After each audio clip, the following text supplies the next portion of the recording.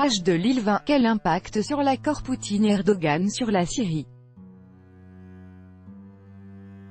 Dossier, crash de l'avion russe Il-20 en Syrie, 17. La mort de l'équipage de l'Il-20 abattu lundi soir dans le ciel syrien n'affectera pas l'accord sur la démilitarisation en Syrie intervenu entre les présidents russes et turcs, selon le Kremlin. Le drame de l'avion russe Il-20 abattu lundi soir en Syrie n'affectera pas l'accord survenu lundi entre Vladimir Poutine et Recep Tayyip Erdogan sur la démilitarisation en Syrie, a déclaré mardi le porte-parole du Kremlin Dmitry Peskov. Les présidents russes et turcs se sont entendus, lundi à Sotchi, de créer, d'ici le 15 octobre, une zone démilitarisée le long de la ligne de démarcation entre l'opposition armée et les forces gouvernementales syriennes dans le gouvernorat d'Idlib.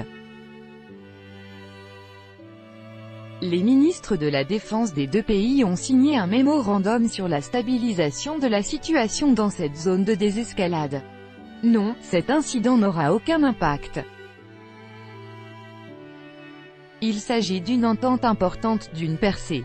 Elle est décisive du point de vue de l'avenir de la Syrie. Elle a confirmé une fois de plus la capacité de Moscou et d'Ankara de trouver des compromis efficaces dans l'intérêt du but final, à savoir le règlement de la crise syrienne par la voie politique et diplomatique, a indiqué M. Peskov.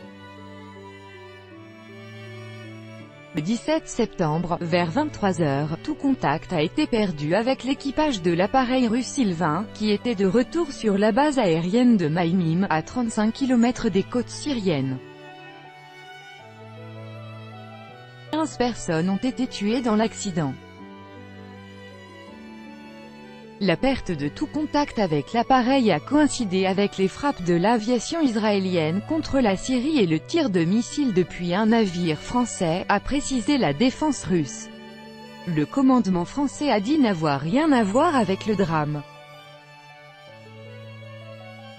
Menant des frappes en Syrie, des pilotes israéliens se sont abrités derrière l'avion russe Il-20 qui s'est retrouvé sous le feu des systèmes de défense aérienne syriens S-200, a déclaré mardi le porte-parole du ministère russe de la Défense, Igor Konatchenkov.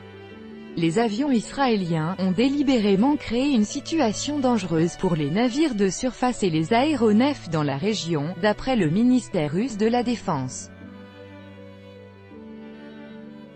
Israël n'avait pas prévenu la Russie de son opération militaire. Moscou considère les démarches israéliennes comme hostiles et se réserve le droit de répondre.